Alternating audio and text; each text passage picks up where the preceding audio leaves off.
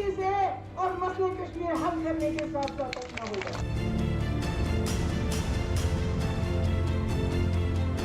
बंदूक के बलबूते पे, लाशों को दबाने के बलबूते पे आप कश्मीर को साफ नहीं रख सकते। आप कश्मीर को साफ नहीं रखेंगे।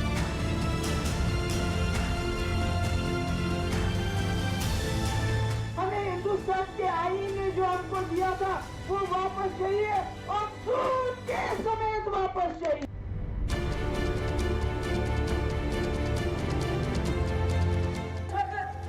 ये बर्दाश्त का बांध टूट जाएगा तो तब आप ही नहीं रहोगे, मिट जाओगे।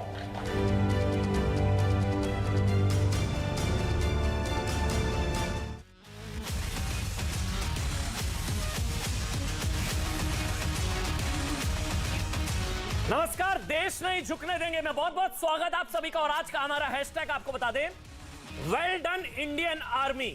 वेल डन इंडियन आर्मी, क्योंकि एक के बदले तीन, कश्मीर से आतंक ऐसे ही होगा क्लीन। आज पूरे देश को कहना चाहिए वेल डन इंडियन आर्मी, क्योंकि भारतीय सेना ने कश्मीर में शानदार काम किया है। वेल डन इंडियन आर्मी आज का हमारा हैशटैग है। एक के बदले तीन आतंकवादियों को जहन्नुम पहुंचा दिया गया। आपको याद होगा सुपिंदर कौर, आपको याद है ना, आपको दीपक चांद याद हैं, वो निहत्थे टीचर जिन्हें इस्लामिक आतंकवादियों ने स्कूल में घुसकर मार दिया था। सेना ने ठीक 34 दिन बाद, ध्यान से सुनिए, सुपिंदर कौर, दीपक चंद का बदला ले लिया है। टीआरएफ कमांडर मेहरान यासीन शाला, मंजूर अहमद मीर और अराफात अहमद शेख, ये देख लीजिए आप, दीपक चंद का बदला पूरा, सुपिंदर कौर का बदला पूरा और वीरेंद्र पासवान का बदला पूरा। इससे पहले याद कीजिए एक और चीज आपको बता दें, एक के बदले तीन हम क्यों कह रहे हैं, क्योंकि वीरेंद्र पासवान का बदला भी तीन आतंकवादियों को मारकर लिया गया था। यावार अहमद, मुख्तार अहमद और दानिश अहमद को ढूंढकर ढेर किया गया था। एक के बदले तीन। भारतीय सेना ने 34 दिनों में हिंदू और सिखों की टारगेट किलिंग करने वाले 20 से ज्यादा आतंकवादियों को ढेर कर दिया है। और अब जो मुझे बताया जा रहा है, ये जानकारी डीजीपी दिलबाग सिंह ने दी कि सिर्फ एक बचा है। ये बहुत बड़ी खबर है, बहुत ध्यान से सुनिएगा। ये डीजीपी दिलबाग सिंह ने बताया कि सिर्फ एक आतंकी बचा है, बासित, जिसने चुन चुनकर टारगेट किलिंग की थी ना, सुपिंदर कौर की, दीपक पासवान, दीपक चंद की, वीरेंद्र पासवान की, बिंद्रू की, सबको ढूंढ ढूंढ कर मारा है हमारी सेना ने। अब सिर्फ एक बासित बचा है, सुपिंदर कौर। बदला पूरा, हिंदुओं पर हमला, सूद समेत बदला। आतंकी की मौत पर रोने वालों को अपने आंसू बचाकर रखने चाहिए, क्योंकि आंसू बहाने का काम अब शुरू हो चुका है। मतलब समझिए, बहुत बड़ी खबर है। सुपिंदर कौर का बदला पूरा, बिंद्रू का बदला पूरा, वीरेंद्र पासवान का बदला पूरा। आतंकियों को घर में घुसकर मारा। यह नया कश्मीर है हमारा। सेना आतंकवादियों से सूद समेत बदला ले रही है। सेना अपनी बंदूक से साफ संदेश दे रही है, जितने आतंकी आएंगे उतने जहन्नुम जाएंगे। जो आतंकवादी हिंदू और सिखों की टारगेट किलिंग कर रहे थे ना, अब आतंकवादी हिंदू और सिखों की टारगेट, मतलब सेना जो अब इनकी हिट लिस्ट लेकर घूम रही है, अब इनकी टारगेट किलिंग शुरू हो चुकी है आतंकवादियों की। सेना उन आतंकवादियों का डेथ वारंट लेकर घूम रही है। लेकिन हैरानी जानते किस बात पर है? हैरानी इस चीज पर है कि कश्मीर और कश्मीरियत की हत्या करने वाले आतंकवादियों के एनकाउंटर पर भी सवाल उठाए जा रहे हैं।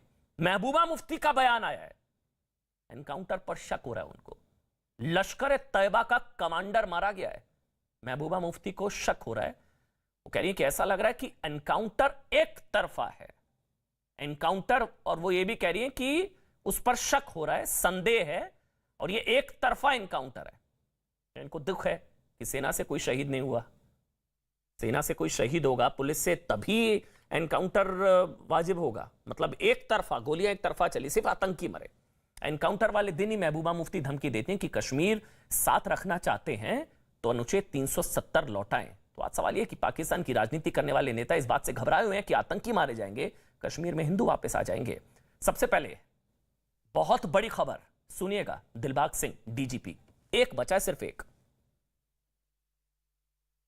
हर वो दहशतगर्द जो सिविलियन किलिंग में शामिल था, हाल में जो सिविलियन किलिंग हुई, वो सब के सब इन एनकाउंटर्स के अंदर मारे जा चुके हैं। सिर्फ एक दहशतगर्द जिसका नाम बासित है और जो कुलगाम का रहने वाला है, जो बाहर से आए हुए बेगुनाह लोगों की किलिंग में शामिल था। उसके अलावा भी कुछ सिविलियन लोगों के खिलाफ कार्रवाई में शामिल था, वो बचा है। कार्रवाई जारी है, तलाश जारी है। तो मेरी आपसे हाथ जोड़कर गुजारिश है, हम लोग नए नए हैशटैग रोज देने की कोशिश करते हैं, लेकिन आज वेल डन इंडियन आर्मी, आज सेना को सलाम और सेना को सैल्यूट करने का दिन है, क्योंकि ये सेना कोई पर्सनल लड़ाई नहीं लड़ रही है। वहां पर हमारे लिए, आपके लिए, कश्मीर के लिए, कश्मीरियत के लिए, जमहूरियत के लिए, इंसानियत के लिए अपनी जान को जोखिम में डालते हैं सेना के जवान और इन आतंकवादियों को जहन्नुम पहुंचाते हैं। इसलिए आज वेल डन इंडियन आर्मी, सेना को सलाम करने का दिन है। वेल डन इंडियन आर्मी, यहां से हम कह रहे हैं वेल डन इंडियन आर्मी। कुछ लोग आर्मी पर सवाल उठा रहे हैं, पुलिस पर सवाल उठा रहे हैं, लेकिन हम यहां से कह रहे हैं वेल डन इंडियन आर्मी। जरूर ट्वीट कीजिएगा, जरूर अपनी राय शेयर करिएगा। मेरे साथ अशोक पंडित लाइव हैं, इसके अलावा मेरे साथ रिटायर्ड मेजर जनरल के सिन्हा हैं, बीजेपी से शाजिया इल्मी है, सुशील पंडित हैं और माजिद हैदरी साहब मेरे साथ हैं और पीडीपी से तौसीफ शाह। आप सबका बहुत बहुत स्वागत। सबके चेहरों पर मुस्कान है। आज खुश होने का दिन है, जश्न मनाने का दिन है। मतलब कुछ लोग मातम बना रहे हैं आतंकियों के मरने पर, लेकिन आज सबके चेहरे खिले हुए नजर आ रहे हैं मेरे को। सबसे पहले मैं शुरुआत सुशील पंडित आपसे करूंगा। यह एनकाउंटर रामबाग में हुआ और मैं कह रहा हूं रामबाग, रामबाग में आतंक का राम नाम सत्य। जी, ये इसके लिए बहुत समय इंतजार करना पड़ रहा है। ये बहुत पहले हो जाने चाहिए थे, लेकिन अब हो रहे हैं। बहुत खुशी होती है, कम से कम उन लोगों ने जिन्होंने अपने खोए हैं, जिन्हें न्यायालयों से न्याय नहीं मिल रहा, उन्हें कम से कम लगता है कि सेना अपनी जान पर खेलकर इन लोगों को न्याय दे रही है। और यह एक बहुत बड़ी बात है। हमारी न्याय व्यवस्था ने मारे गए लोगों को, पीड़ितों को और जो किसी तरह बच गए हैं इस जातीय संहार से, इन लोगों को बहुत इंतजार कराया है। हमारे सुरक्षा बल आज उनके घावों पर, उनके दुख पर एक फाहा रख रहे हैं, उन्हें सहला रहे हैं। यही महबूबा मुफ्ती अगर मुख्यमंत्री होती तो मुआवजे लेकर पहुंच जाती इन मारे गए आतंकवादियों के घरों पर। यह महबूबा मुफ्ती और अब्दुल्ला अगर मुख्यमंत्री होते तो हमारी सेना के अफसरों पर एफआईआर करते। इनके इन बयानों को आप हल्के में मत लीजिए कि यह एक तरफा था। इनकी जहनियत और सोच ऐसी है कि ये सबसे पहले शव गिनना चाहते हैं हमारी सुरक्षा बलों के। ये देखना चाहते हैं कि आतंकियों ने कितना नुकसान पहुंचाया है हमारी फौज को, हमारी पुलिस को, हमारे नागरिकों को। तब इनको ठंडक मिलती है और इसीलिए ये उन पर मुकदमे करते हैं, उनको ट्रांसफर करते हैं, उनको ह्यूमिलिएट करते हैं। और अगर उनको चोट आती है, अगर वो अपनी जान से हाथ धो बैठते हैं, अपनी वीरगति को प्राप्त होते हैं, तो एक नया पैसा मुआवजा नहीं देता है जम्मू कश्मीर राज्य। आज तक किसी मारे गए, किसी शहीद, किसी वीरगति को प्राप्त हुए जवान को जम्मू कश्मीर राज्य ने एक नया पैसा मुआवजा नहीं दिया है जी। जो बुरहान वानी जैसों के घर मुआवजों के चेक लेकर जाते थे जब सत्ता में थे। इसलिए आज इनको तकलीफ है और इसीलिए ये चुनाव मांगते हैं, वापस सत्ता में आना चाहते हैं और वापस आकर आतंकियों की पुष्टपनाही करना चाहते हैं। ये जराइम पेशा लोग, ये अपराधी प्रवृत्ति के लोग जिहाद को समर्थन देने के लिए नीतियां और निर्णय बनाने वाले लोग आज चुनावों के लिए तरस रहे हैं ताकि सत्ता में आकर पंडित आज इनकी बात कर सकें मैं और तो हमारे अफसरों पर, मैं आज सेना की बात सुरक्षा बलों पर कार्रवाई कर सकें। मैं आज पुलिस की बात करता हूं, मैं आज सेना की बात करता हूं, क्योंकि मुझे अशोक पंडित याद है, आप मेरे साथ थे और आप उस वक्त भावुक हुए थे, आपकी आंखों में आंसू भी आ गए थे। मुझे याद है जब बिंद्रू, सुपिंदर कौर, उनके साथ जो हुआ था, और तब आपने कहा था मुझे 90 का दौर याद आ रहा है अमन। लेकिन आज मैं कहता हूं ना कि आज सेना ने बता दिया 90 नहीं, ये नया भारत है। यहां घर में घुसकर मारा जाएगा और ये आतंकी मारे जाएंगे, तभी तो हिंदू वापस जाएंगे। मतलब आज बता दिया सेना ने, ये 90 नहीं, ये नया भारत है। चुन चुन कर मारा है, एक एक को मारा है। और अभी दिलबाग सिंह ने बताया सिर्फ एक बचा है, अशोक पंडित जी, सिर्फ एक, बासित, सिर्फ एक बचा है। सबको मार दिया जिन्होंने मारा था। अशोक पंडित। अमन जी, पहली बात तो मैं जम्मू कश्मीर पुलिस और आर्मी और सीआरपीएफ के सारे जवानों को जो हमें बचाने के लिए अपनी जानों को कुर्बान करते हैं और आतंकवादियों से लड़ते हैं, उनके लिए उनको बहुत बहुत शुक्रिया अदा और मुबारकबादी देना चाहता हूं कि इन्होंने आज ये 3 लोगों को 72 हुरों से मिलने के लिए भेजा। अमन जी, महबूबा मुफ्ती के इस तरीके के रिस्पांस को लेकर मुझे नहीं लगता कि कोई भी कश्मीरी हिंदू, जैसे सुशील जी बैठे हुए हैं, हम लोग हैरान हैं। महबूबा मुफ्ती का बैकग्राउंड क्या है ये महिला, या उनके पिता क्या थे, या उनके साथी दूसरे जो नेता हैं वहां पर, फारूक अब्दुल्ला जो है, उनके बेटे हैं, या हुर्रियत कॉन्फ्रेंस, जो भी है, इनका बैकग्राउंड क्या है, इनका इतिहास क्या है। इन्होंने कश्मीर में हिंदुस्तान को ब्लैकमेल करते हुए इन्होंने वहां पर आतंकवादियों को पनपाया, उनको पनाह दी, उनको पैदा किया, उनको बड़ा किया, उनको पैसे दिए। आज इनकी समस्या है कि पाकिस्तान इनसे पूछता है, इन पर प्रेशर डालता है कि भाई इतने पैसे हमने आपको दिए, ये आतंकवादी मारे जा रहे हैं, आप कुछ कर क्यों नहीं रहे? ये तो हमारे बच्चे हैं, आप कुछ क्यों नहीं बात कर रहे हैं? आप हमारे खिलाफ, हमारे लिए बात क्यों नहीं कर रहे? हमारी पैरवी क्यों नहीं कर रहे हैं? और ये प्रेशर के वजह से, इन्होंने पैसे लिए हुए हैं, उन प्रेशर के वजह से महबूबा मुफ्ती ये कहानियां सुनाती है कि आज रामबाग में मारा, उन पर सवाल उठाया। ये सिक्योरिटी फोर्सेस पे ही सवाल उठाएंगी, क्योंकि ये जो आतंकवादी है वो इनके साथी हैं, ये इन्हीं के बच्चे हैं, ये इन्हीं के पाले हुए बच्चे हैं, ये इन्हीं के पैदा किए हुए बच्चे हैं। इन्होंने, ये रिस्पॉन्सिबल है 3.5-4 लाख कश्मीरी हिंदुओं का निर्वासन करने का, ये रिस्पॉन्सिबल है कश्मीर के हिंदू के मंदिरों को तोड़ने का। तो ये आतंकवाद का स्वरूप है, ये आतंकवाद का रिप्रेजेंटेशन करते हैं, ये उनको प्रेजेंट करते हैं अपने आप को। तो जब इनके घर का आदमी मारा जाता है तो ये दुखी तो होंगे ना अमर, थोड़ा ये तो दुखी तो होंगे। अब आप रोने, इनके घर का, अब आप रोने पर तो वीटो नहीं लगा सकते ना। उनके आंसू, उनको बचा कर रखेंगे थोड़े आंसू, अभी तो आंसू बचा कर रखने हैं, अभी तो और रोना है। अब आप उनको कहें कि आंसू भी ना बहाएं, वो रोए भी ना, ये थोड़ी ना। अब मैं आपसे बात कर रहा हूं, अब हालात बदले हैं ना। अब देखिए ना, जिन्होंने हिंदू सिखों को मारा, सबका नंबर आ गया ना, सिर्फ एक बचा। मैं तो बार बार बोल रहा हूं, well done Indian army, Ashok Pandit, सिर्फ एक बासित बचा है। वो भी डिबेट खत्म होने से पहले निपट लेगा मेरे ख्याल से। बिल्कुल। वो कितना टाइम है अभी डिबेट में? हमको 40 मिनट है, वो डिबेट खत्म होने से पहले निपट लेगा वो। तो आप कहिए ना, बदलिए चीजें, अब बदलिए चीजें। लोग हत्यारे हैं, जितने भी लोग रिस्पॉन्सिबल हैं, वहां पर हत्याएं करने के कोई नहीं बचेगा। ये नया भारत है, ये नया कश्मीर है, और ये 90 का दौर नहीं है। सबसे इंपॉर्टेंट ये 90 वाला भारत नहीं है। अमन जी, ये इसलिए फ्रस्ट्रेटेड हैं, ये इसलिए तकलीफ में, इनके हाथ से सत्ता जा चुकी है, ये आतंकवादियों को नहीं बचा सकते हैं। ये अपने पैरवियों को क्या बोलेंगे, ये अपने आकाओं को क्या जवाब देंगे? इनकी तकलीफ यही है, ये फ्रस्ट्रेटेड है और तकलीफ में है कि हम अपने लोगों को बचा नहीं पाएंगे। इसीलिए बार बार 370 हटाओ, 35 जो है उसको वापस ले आओ। ये क्यों हटाया आपने? अरे इन्होंने कहा ये शाजिया से पूछ लेते हैं ना, ये शाजिया इल्मी, हटेगा, शाजिया इल्मी, महबूबा मुफ्ती, ये मैं शाजिया इल्मी से पूछ लेता हूं। शाजिया इल्मी, महबूबा मुफ्ती आपको धमकी दे रही है, देश को, भारत को, कि अगर कश्मीर को साथ रखना है ना तो 370 और कश्मीर का मसला हल कर लो। कश्मीर उनकी जेब में है, मतलब वो कह रही है कश्मीर को अपने साथ रखना है तो हल कर लो। जी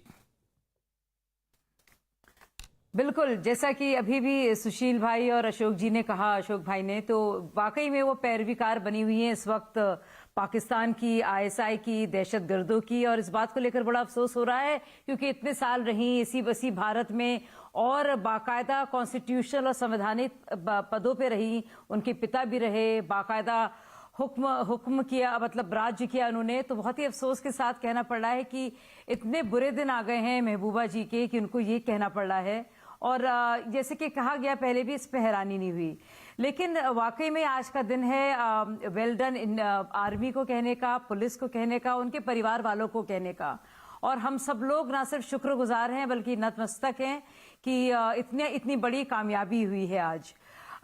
जिस तरह से बातें उठ रही हैं अभी वादी में, जैसे कि आपने कहा महबूबा मुफ्ती बोल रही हैं, कश्मीर को साथ रखना है तो 370 बहाल करो, कश्मीर को रखना है ना साथ, वो ये कह रही हैं। देखिए, इतने सालों से जब ये टेम्पररी प्रोविजन, अस्थाई प्रोविजन जो रहा है, तब क्या कश्मीर साथ में था? आतंकवाद तो हम 80 के दशक से देख रहे हैं क्या कुछ हो रहा है। तो मतलब मैं और ये जो है ये पूरी तरह से इरिवर्सिबल एक ऐसी चीज है। तो महबूबा मुफ्ती चाहे जितनी भी धमकी दें, जो उनको करना है वो करें, जो किसकी पैरवी उनको करना है वो करें। मतलब मुझे तो शर्म सी आती है कहकर कि वो हमारे देश की चीफ मिनिस्टर रह चुकी हैं, चीफ मिनिस्टर की बेटी रह चुकी हैं, आपके साथ गठबंधन में रह चुकी हैं। एक सोच है, एक ज़हनियत है। ये भी बोलिए, जी आपके बिल्कुल, साथ अलायंस में रह चुकी हैं। बिल्कुल बिल्कुल सही बात है। एक हंग असेंबली में जब भी वहां पे सरकार होना जरूरी था, तो एक सरकार बनाना जरूरी था, बजाय कि वहां पे कोई सरकार ना हो। तो सारी कोशिशों के बावजूद और वहां पे उसके बनने के बावजूद वैसी बात कह रही हैं। और अब तो आपको शर्म आ रही है कि आपने इनके लेकिन साथ एक और सरकार बात बनाई भी है कि भारत नहीं, शर्म की कोई बात नहीं। वहां पे हंग असेंबली थी, वहां पे सरकार जरूरी थी, जाहिर सी बात है। हम चाहते हैं दोबारा ऐसा कुछ फंसेगा तो दोबारा हाथ मिलाएंगे क्या? मतलब तौर पर सवाल बने, दोबारा ऐसा कुछ हंग असेंबली फंसेगा तो फिर सरकार बनाएंगे उनके क्यों साथ? दोबारा? आपको लगता है कि इसकी गुंजाइश है? आपको लगता है इसकी गुंजाइश है? नहीं, मुझे तो पहले भी नहीं लग रही थी गुंजाइश महबूबा मुफ्ती के साथ हाथ मिलाने की। पहले भी मिला लिया। पहले भी नहीं थी। नहीं, गुंजाइश तो पहले भी नहीं थी ना शाजिया जी। गुंजाइश तो तब भी नहीं थी, पहले भी नहीं थी गुंजाइश। आपको जिस तरह से बोलने देते हैं उनको। नहीं, आप ही उस पार्टी से बात कर रहे हैं जिसने आर्टिकल 370 को हटाया है। आप ही उस पार्टी को कह रहे हैं जिसने वो पक्का इरादा किया था। किसी की हिम्मत तक नहीं थी, कोई सोच भी नहीं सकता था, किसी के फरिश्तों को खबर तक नहीं थी कैसे हुआ, क्यों हुआ। और पूरी दुनिया के सामने इसका हमने ऐलान किया और किस तरह से करके दिखाया। देखिए, लेकिन आज एक चीज अच्छी है कि माजिद हैदरी भी मुस्कुरा रहे हैं। आज माजिद हैदरी भी मुस्कुरा रहे हैं, उनके चेहरे की मुस्कान है आज, वो भी खुश हैं कि आतंकी मारे जा रहे हैं। आतंकी मारे जाएंगे तभी तो हिंदू वापस आएंगे। देखिए चेहरे पर मुस्कान देखिए। करिए सर, सेना को सलाम, वेल डन इंडियन आर्मी। मैं सैल्यूट कर रहा हूं, नमन कर रहा हूं वहां से कश्मीर से। करिए, स्वागत है आपका सर। जी अमन भाई, बिल्कुल आज बहुत खुशी का दिन है। केवल भारतीय सेना को नहीं, मैं हर देशवासी को आज मुबारकबाद देता हूं, बधाई देता हूं कि आज हमारे देश में एशिया के सबसे बड़े एयरपोर्ट रखने की नींव रखी गई है। बहुत खुशी का दिन है, मैं खुश हूं आज। लेकिन जब आप बात करेंगे जो कश्मीर का मामला जिसपे आप भारतीय सेना को बधाई दे रहे हैं, सबसे पहले मैं आप लोगों को सबों को करेक्ट कर दूं कि श्रीनगर डिस्ट्रिक्ट में जो भी एंटी मिलिटेंसी ऑपरेशन होता है उसमें इंडियन आर्मी का हाथ नहीं होता, सिर्फ जम्मू कश्मीर पुलिस और सीआरपीएफ करती है। लेकिन फिर जो ये आप कहते हैं कि सजा दी गई आतंकियों को, देखिए सजा देने का काम केवल और केवल कोर्ट का होता है। और यहाँ पे एक्स्ट्रा जुडिशियल ये जो जस्टिस का सिस्टम जो आपने शुरू किया है कि पुलिस ने खुद ही से किसी को मार दिया, सेना ने खुद ही से किसी को मार दिया, ये असंवैधानिक चीज है। इस पे मैं किसी को बधाई नहीं दूंगा, मैं कहूंगा इस चीज की इंक्वायरी होनी चाहिए। क्योंकि कल भी जो एनकाउंटर हुआ है उसमें पुलिस ने कोई नहीं बताया कि उनके पास हथियार कौन से थे उन लड़कों के पास। देखिए नहीं देखिए आप बोलने देते हो, रोने दीजिए ना थोड़ा। अशोक भाई ये गलत है, अब वो आंसू भी नहीं बहाएंगे, रोएंगे भी नहीं, रोने तो दीजिए अशोक भाई। मैं नहीं, आतंकवादी को मारने के लिए कोर्ट के ऑर्डर की जरूरत नहीं है। अशोक भाई रोने तो दीजिए, आंसू बहाने तो दीजिए। आप उनको अब रोने भी नहीं देंगे, ये गलत है। रो लीजिए माजिद भाई, रो लीजिए। अशोक पंडित रुक जाइए, क्यों खून जला रहे हैं इनके लिए? आराम से। आप डाकू मंगल सिंह वाली बात कीजिए। बोलिए आप माजिद हैदरी, थोड़ा और रो लीजिए, कोई दिक्कत नहीं। भाई आंसू मैं समझता हूं दर्द आपका। जी भाई आंसू, आतंकियों के मरने पर मनाइए मातम जी। मैं गांव वालों को गोली मार दूंगा, वो चीज हमारे संविधान के खिलाफ है। ये डाकू मंगल सिंह वाली पुलिसिंग नहीं चलती है। किसी को आपने रोक के मार दिया, अगर वो आतंकी भी था कहने को, तब भी आप उसे गोली नहीं मार सकते। ये आप रामबाग को लेकर कह रहे हैं, रामबाग एनकाउंटर को लेकर कह रहे हैं। ये कमांडर मेहरान यासीन शाला, मंजूर अहमद मीर और अराफात अहमद शेख, ये तीनों लश्कर के कमांडर ये मासूम थे। अरे देखिए अमन भाई, मेरा मुंह ना खुलवाइए। वो जो असीमानंद था ना, वो असीमानंद भी आतंकी था, उसे गोली मार के ठोक दिया, नहीं ठोका। आज तो कहाँ है पुरोहित, कहाँ है कर्नल पुरोहित, कहाँ है? किसको सजा हो गई उनके साथ? कोर्ट से किसको सजा होगी? कौन है? हाँ, एक मिनट आप लोग अपना जब टेरर के जो होते हैं एक मिनट माजिद ये कमांडर मेहरान यासीन शाला, मंजूर अहमद मीर और आफात अहमद शेख, ये तीनों जो हैं लश्कर का कमांडर है। एक ये अभी जिसकी आप वकालत कर रहे हैं वो मत करिए, वो आपसे भी, आपका सगा भी नहीं है जिस आतंकी की आप वकालत कर रहे हैं, वो आतंकी आपका भी सगा नहीं है माजिद भाई। अमन जी आपके लिए हिंदुत्व टेरर अच्छा टेरर है। अमन जी, ये जो माजिद है, ये माजिद जो है, और माजिद जैसा काफी लोग हैं कश्मीर में, इनका फर्ज है, ये भी इनके भी आका पाकिस्तान में ही है, ये कश्मीर में बैठ के आतंकवादियों का इसी तरह सपोर्ट करते हैं, कह रहे हैं कि आतंकवादी को मारने के लिए इनको कोर्ट का ऑर्डर चाहिए। ये मतलब कैसी शख्सियत है ये? आतंकवादी जो है आतंकवादी है और उसका हक जो है इसी तरह होना चाहिए, उसको सड़क पे इसी तरह मारना चाहिए, उसके अलावा कोई चारा नहीं है आतंकवादी को मारने का। आतंकवादी है, वो आपका मित्र होगा, वो आपके घर का आदमी होगा, वो आपके पलता पोसता होगा, लेकिन आतंकवादी जो है वो आतंकवादी है। डाकू मंगल सिंह जी मेरी बात सुन लीजिए। अशोक जी, आप डाकू मंगल, वो आतंकवादी है, वो आतंकवादी है और आतंकवादी को ऐसे ही मारना चाहिए, वो यही डिजर्व करता है, उसको 72 हुरों के पास ऐसे ही भेजा जाता है, यही तरीका बात ना कीजिए। आप कंटेम्प्ट ऑफ कोर्ट सपोर्ट कर रहे हैं उनको, आप पुलिस पे और सिक्योरिटी फोर्सेस पे संशय बता रहे हैं, आप कैसी बातें कर रहे हैं? एक मिनट चीखते नहीं, उनका दर्द समझ लेते हैं ना, ऐसा नहीं है। देखिए उनकी भी कोई शिकायत होगी, एक मिनट, ऐसा नहीं। अशोक पंडित, एक मिनट, मैं केके सिन्हा के पास जाऊं। अशोक पंडित एक मिनट, देखिए उनकी कोई शिकायत है, कोई दर्द है। मेरा माजिद हैदरी, एक मिनट रुकिए आराम से। माजिद आराम से सुनते हैं, बात करेंगे आराम से। माजिद भाई, आपको लगता है कि इनको छोड़ देना चाहिए था, फिर ये छूटते, फिर ये आतंकी कश्मीरियों को मारने देना चाहिए था, फिर ये घूमकर आतंकी खोले घूमते, फिर कश्मीरी को मारते, फिर आप कहते देखो कश्मीर में हाल बुरा है। अब सेना इन आतंकवादियों को मार रही है, आपको बुरा लग रहा है। इनको खुला छोड़ देंगे, फिर ये कश्मीरियों को मारेंगे ना माजिद? ये तो कश्मीरियों के लिए सेना अपनी जान जोखिम में डाल रही है ना माजिद? देखिए, अगर ये बच्चे सच में मिलिटेंट थे, इन्हें कानून के बच्चे कहां से आ गए? माजिद हैदरी ये बच्चा है, ये लश्कर का कमांडर बच्चा है। माजिद क्या हो गया आपको? ये बच्चा घर के बाहर खड़ा होगा, आपको टॉफी दे आओ उसकी, जाओ उसको टॉफी दे आओ। ये बच्चा है, ये लश्कर का कमांडर है, टीआरएफ दी रेजिस्टेंस फोर्स। अरे ये सारे व्हाइट टेररिस्ट हैं, लोग आतंकी मानते हैं, ये क्या सारे पुरोहित को आतंकी मानते हैं, आपके डिबेट में बैठे हैं अमन जी, मानते हैं? बताइए मुझे। इनका खून अरे चलता जब है। तक कानून फैसला ना करे कैसे मान लें हम? कानून फैसला करता है भाई। ये डाकू मंगल सिंह की भाषा मत, अशोक जी, सुशील जी, या डाकू मंगल सिंह की भाषा। अमन जी, अरे अमन जी, ये माजिद हैदरी से पूछिए, अरे अमन जी, माजिद हैदरी से पूछिए, इनके हिसाब से बुरहान वानी, यासीन मलिक, शबीर शाह, ये लोग आतंकवादी है कि नहीं है? इनको पूछो जरा, चलिए बोलने देते हैं, कोई नहीं, आतंकवादी की परिभाषा क्या है? देखिए अशोक इनको पूछिए। अमन जी, मैं retired major general KK Sinha के पास जा रहा हूं। जब ये आतंकी जो है ना माजिद हैदरी, जब इन आतंकियों ने बिंद्रू को, वीरेंद्र पासवान को, दीपक चंद को, सुपिंदर कौर को मारा था, तब आपने सवाल नहीं उठाया था।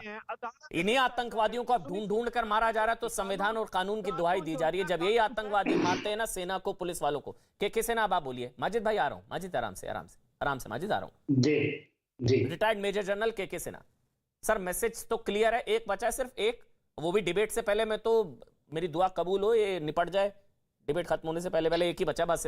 और माजिद हैदरी भी चाहते हैं, अंदर ही अंदर चाहते हैं कि ये मर जाए आखिरी वाला भी, लेकिन बोलेंगे नहीं, कश्मीर में रहना है, क्योंकि ये चाहते हैं, इनको भी खतरा है उनसे। माजिद भाई आपको भी खतरा है, मैं आया था कश्मीर में, मिला हूं सबसे, आप सबसे भी, आप लोगों को भी इनसे खतरा है, लेकिन नहीं बोल सकते, मैं समझता हूं मजबूरी, कोई दिक्कत नहीं माजिद भाई, मैं आपको फोर्स नहीं करूंगा। आप बोलिए, आप retired major general KK Sinha मेरे साथ हैं। देखिए अमन जी, आज का दिन जो है वो आपने कहा सेलिब्रेशन का दिन है, और ये जो चीजें बदली हैं 90 के दशक में, इसी तरह की टारगेट किलिंग हुई थी, और टारगेट किलिंग इतना विभक्त था और कोई एक्शन नहीं।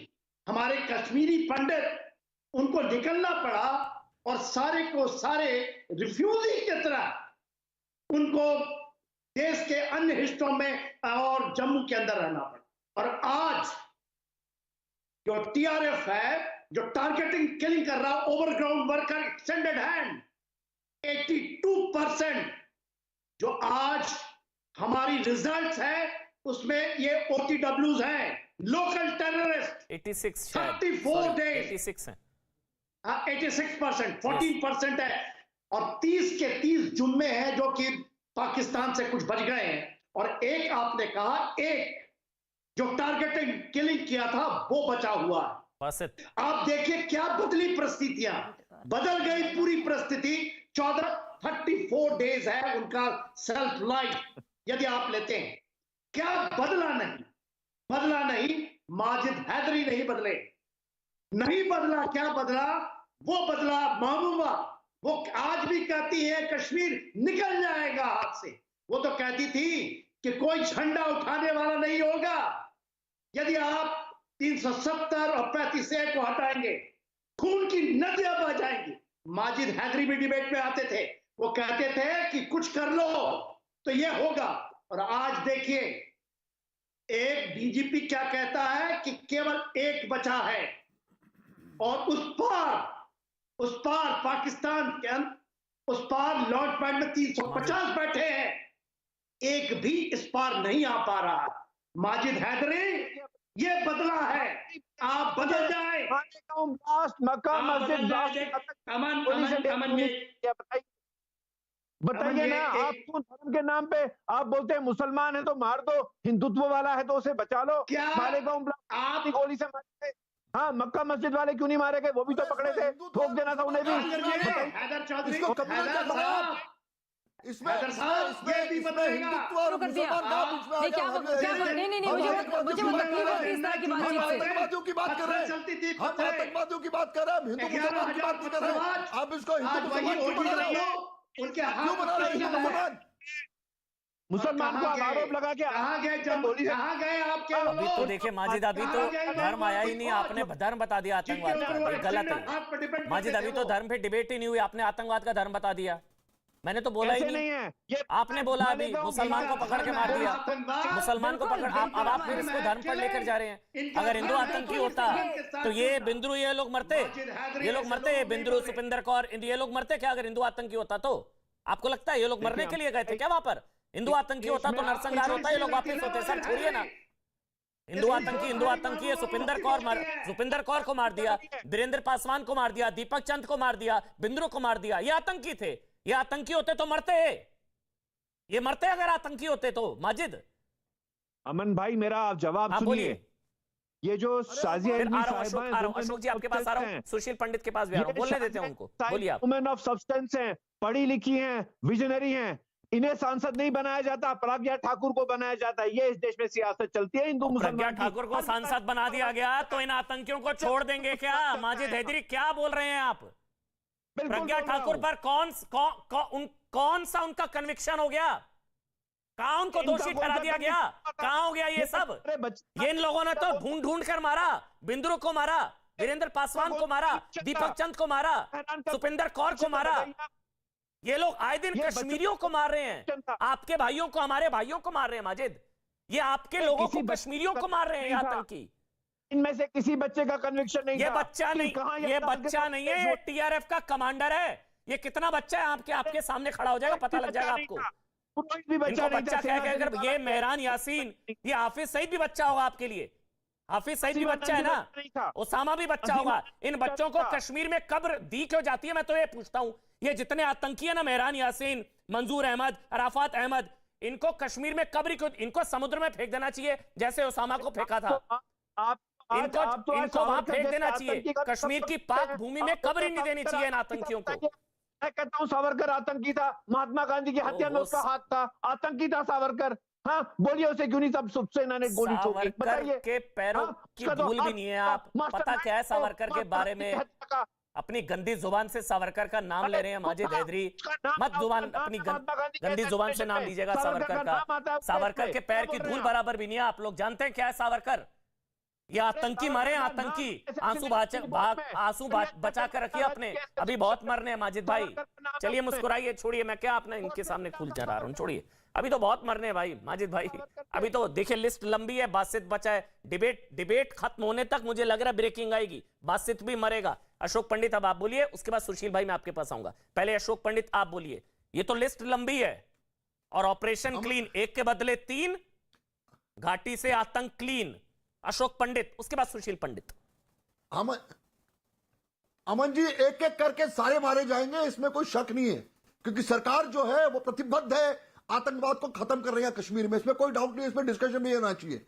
ये जो आपके शो में बैठे हैं माजिद हैदरी के आतंकवादी जो होते हैं वो अलग अलग उनका रूप होता है। एक के हाथ में पिस्टल होती है, एक जबान से आतंकवाद करता है टेलीविजन डिबेट्स में। इस माजिद हैदरी से पूछिए, ये जो आतंकवाद पे लेक्चर दे रहे हैं, इनको सीधा साधा आदमी बता रहे कौन है, कहने की इनोसेंट है, हाईकोर्ट से ऑर्डर लेके आई है आतंकवादियों को मारने के लिए।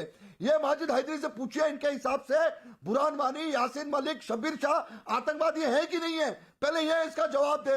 अगर ये कहे कि आतंकवादी नहीं, तो इस आदमी के साथ बहस करने का कोई फायदा ही नहीं है। चलिए पूछ क्योंकि लेते हैं और अब आप आतंकवाद बोलिएगा नहीं, उनका जो जवाब सुन परिभाषा लीजिए। इनके हिसाब से अलग है। ठीक है अशोक इनके भाई, आपने हिसाब से सवाल अलग है पूछा ना, उनका परिभाषा। जवाब ले ये लेते हैं। आतंकवादियों को आतंकवादी मानते ही नहीं है। नहीं मानते हैं वो, ऐसा नहीं है। बुरहान वानी आतंकवादी है, बिल्कुल मानते हैं। बोलिए माजिद भाई। अमन भाई, देखिए अमन भाई, इतने बड़े मंच पे हम लोग आते हैं तो हमें थोड़ी सी बेसिक जनरल नॉलेज होनी चाहिए। इन्हें कहा अदालत से, हाई कोर्ट से लाइए। ऑनरेबल सुप्रीम कोर्ट का कहना है कि अगर कोई भी व्यक्ति हो, आप उसको हत्या नहीं कर सकते जब तक वो अदालत के सामने पेश ना हो, और हर एक को अपनी जान बचाने का हक है। ये मैं नहीं कह रहा, आतंकवादी की हत्या होनी चाहिए, कोई भी नहीं। आतंकवादी की हत्या होनी चाहिए, उसको जीने का कोई हक नहीं है, उसको जीने का कोई हक नहीं है। आतंकवादी का मरना जरूरी है, उसकी हत्या करना जरूरी है। वकीलों की जरूरत ही नहीं है, क्योंकि उसने आम आदमी को मारा है। आतंकवादी को जीने का हक नहीं है, उसको मारना जरूरी है। उसकी लाश सड़क पे पड़नी जरूरी है, उसकी लाश सड़क पे गिरनी जरूरी है। आतंकवादियों को वकील की जरूरत ही नहीं है। आप अपने घर में पाल के अच्छा, रखिए उनको। बात क्या कर रहे हैं? सुप्रीम कोर्ट की बात कर रहे हैं। आपको सुप्रीम कोर्ट की बात करने का हक नहीं है।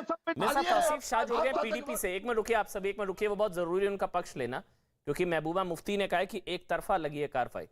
तौसीफ भाई, आवाज आ रही है आपको? जी बिल्कुल आ रही है। स्काइप के जरिए सिग्नल इशू हो सकता है। आवाज आ रही है तौसीफ भाई? जी जी जी बिल्कुल आ रही है। तौसीफ भाई, महबूबा मुफ्ती ने जो ट्वीट किया रामबाग एनकाउंटर को लेकर, उनको डाउट हो रहा है, वो कह रही है एक तरफा लग रहा है, मतलब? जी जी दोबारा से सवाल प्लीज अपना रिपीट करेंगे आप काइंडली? जी जी बिल्कुल। महबूबा मुफ्ती ने ट्वीट किया है रामबाग एनकाउंटर को लेकर, जहां इन 3 लश्कर का कमांडर, 3 आतंकियों को मारा गया है। जी बिल्कुल। वो कह रही है रामबाग का एनकाउंटर जो है वो एक तरफा लग रहा है, मतलब उसमें डाउट हो रहा है, शक हो रहा है, और वो एक तरफा है। ऐसा लगता है कि गोलीबारी एक तरफा है, मतलब? जी जी, देखिए बेसिकली ऐसा है कि अगर आप वहां स्टैंड बाय से पूछेंगे, जो वहां पर लोग खड़े हुए थे, जो वहां पर जो विटनेसेस वहां पर हैं, तो जैसे विटनेसेस का कहना है, अगर आप उस पर ध्यान दें तो उनका ये कहना है कि these 3 people were unarmed। जी हेलो जी, बोलिए, आपकी आवाज आ रही है। You able to hear me? जी बिल्कुल आवाज आ रही है। आतंकी निहत्थे थे, बुरा लग रहा है। ठीक है, कंप्लीट कर लीजिए आप। जी जी, वॉइस आ रही है मेरी आपके बिल्कुल पास? आ रही है तौसीफ, आ रही है। आतंकी निहत्थे थे, बुरा लग रहा है। जी, ऐसा है कि अगर आप स्टैंड बायर्स को देखें, वहां पर जो स्टैंड बायर्स वहां पर थे, जो उनके बयान हैं, तो वो तो निष्पक्ष बयान ही होते हैं ना, जो स्टैंड बायर्स वहां देख रहे थे। जी जी, उनका ये मानना है कि ये 3 लोगों से बिल्कुल कोई रिकवरी नहीं हुई। If ever they were militants, ठीक है, मिलिटेंट्स आप कह रहे हैं कि वो 3 के तीनों मिलिटेंट्स हैं, चलिए मान लेते हैं कि वो मिलिटेंट्स हैं, तो आप उनको गिरफ्तार भी कर सकते थे। जी जी, when they were unarmed, so you could have, आप उनको अरेस्ट भी कर सकते थे, so there was no need to kill them। so या उनके ऊपर बिलो नीज फायरिंग भी कर सकते थे आप, जो वहां के स्टैंड बायर्स जवाब दे रहे हैं। सो ये तौसीफ भाई, यही वजह है कि आपने मुझे अगर याद है मुझे, जो कहना है, महबूबा मुफ्ती सुपिंदर कौर उन लोगों के घर भी गई थी, जो कश्मीरी पंडित और हिंदू सिखों को जो मारा गया था। बिल्कुल वो सब मारा गया, तो उनके हत्यारों के मरने पर आपको दुख क्यों है? जी, सुपिंदर कौर के हत्यारों के, आतंकियों के मरने पर आपको दुख क्यों है? अच्छा है, मर गए सर।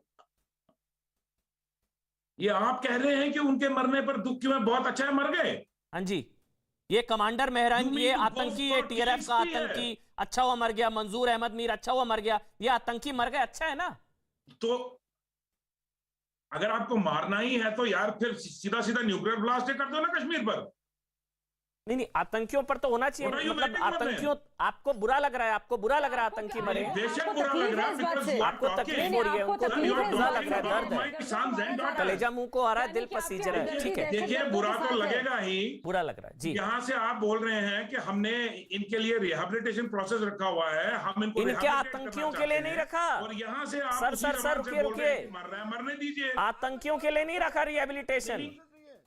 एक स्टैंड लीजिए आप, आतंकवाद एक स्टैंड लीजिए। आप यहाँ के कश्मीरियों को मारना चाहते हैं, किस तरह के लोग हैं? या जो भटके हुए हैं, अच्छा, एक एक करके बोलते हैं, वो स्काइप पे ना तो उनको ऑडियो नहीं आता है। आप बोलिए तौसीफ भाई, आप बोलिए, आप बचाइए बाकी। हाँ, एक मिनट बोलने देते हैं एक एक करके। बोलिए तौसीफ भाई, आप बोलिए। जी बोलिए जी जी जी जी मेरा जी, बोलिए। कहना है आपको कि लग रहा है एक तरफा अमर गोलीबारी, ब्रिगेड आपको को दुख है एक कि कोई स्टैंड पुलिस और लेना सेना से चाहिए। शहीद नहीं हुआ? तौसीफ देखिए, जी जी मुझको 2 मिनट बात करने बोलिए, दीजिए। बोलिए, बोलिए, मैं बोलिए। तो वैसे ही बहुत देर से आपसे कनेक्ट हुआ। जी, तो बोलिए ये ना है, तौसीफ भाई। आप एक स्टैंड लीजिए, या तो स्टैंड हो कि जो भटके हुए कश्मीरी हैं उनको सुधारना है, या न्यूक्लियर ब्लास्ट ही कर दो यार। फिर आप सीधा कश्मीर पर सबके सब खत्म कर दो। अगर आप इतना खुश है कि मर रहे हैं लोग, तो मरने दीजिए, बहुत अच्छा हुआ। तौसीफ जी, कोई भटका हुआ नहीं है, कोई भटका हुआ नहीं है, कोई भटका हुआ नौजवान नहीं है। उनका उद्देश्य है आतंकवाद, कोई भटका हुआ नहीं है। देखिए पंडित जी, यही तो दिक्कत है। भटका हुआ जो शब्द है यही उसको अपने डिक्शनरी से निकाल अच्छा, वो दीजिए। भटक गए थे, यही भटके तो भटके दिक्कत उन्होंने है। भटका हुआ हत्या शब्द कर यही दी। तो शब्द से दिक्कत निकाल है कि दीजिए। आपको समझना वो आतंकवादी पड़ेगा। है, उनको पता है कि हमको मारना है। अच्छा, वो गोलियां किसने चलाने वाला अच्छा, वो आतंकवादी आत्महत्या की बनाया? साइकी सर, समझा रहे हैं, वो समझ आतंकवादी लीजिए। बनाया, अशोक पंडित, वो गुस्सा क्यों हालात करना नहीं है? बनाया। सुशील पंडित, आ रहा हूँ। वो अशोक हालात को पंडित, ठीक गुस्सा करने क्यों की करना है? वो कोशिश आतंकियों की कीजिए। साइकी समझा रहे हैं आपको, समझिए ना, ज्ञानवर्धन होगा आपको, भटका हुआ क्या होता है? आपका ज्ञानवर्धन होगा। रुकिए ना अशोक पंडित, अशोक पंडित, वो आतंकियों की साइकी समझा रहे हैं आप आपको। कितने लोगों को मारते हैं? आतंकी क्यों भटकते हैं, क्यों मारते हैं, क्यों गर्दन काटते हैं, वो बताइए। बोलिए बोलिए बोलिए बोलिए बोलिए बोलिए बोलिए ना तौसीफ भाई, आप बोलिए। ये भटके हुए थे इसलिए मार दिया सुपिंदर कौर को? भटका हुआ है? अरे भटका हुआ दोबारा आतंकवादी रिपीट नहीं करेंगे हो क्वेश्चन सकता। को प्लीज। वो लोफर ये हो सकता भटके है। हुए बच्चे थे इसलिए सुपिंदर कौर को मार दिया था ना? ये भटका हुआ शब्द अपनी डिक्शनरी से निकाल दीजिए बाहर। नहीं, मुझे बताइए कि माँ की कोख से तो कोई आतंकवादी पैदा नहीं होता। क्रिमिनल है और उसकी जगह सड़क पर है। उसको हालात बनाती है ना। उसको जीने का अगर मिलिटेंट कोई बनता है ये बहुत गजब। तो यार उसको जो हालात ही आतंकवादी बनाती है ना, तो क्या हालात ये है? हाफिज सईद भी अगर किसी आप माँ की हालात कोख को से पैदा हुआ होगा बेचारा, है ना? सुधारना ये ओसामा बिन लादेन भी किसी माँ की कोख से पैदा हुआ होगा बेचारा। हाय ओसामा, मुझे हाय ओसामा हाफिज बिन सईद, लादेन वो के भी तो साथ कोई किसी लेना माँ का देना बच्चा नहीं है। होगा। मैं मेरे कश्मीरी बच्चों की बात कर रहा हूँ, मैं मेरे जम्मू के बच्चों की बात कर रहा हूँ। चलिए आप सुशील पंडित को बोलने देते हैं, सुशील पंडित को बोलने देते हैं, बहुत देर से वो वेट कर रहे हैं, वो किसके बीच में नहीं बोलते हैं। तौसीफ भाई, एक बार सुशील पंडित को सुन ले, सुशील पंडित को।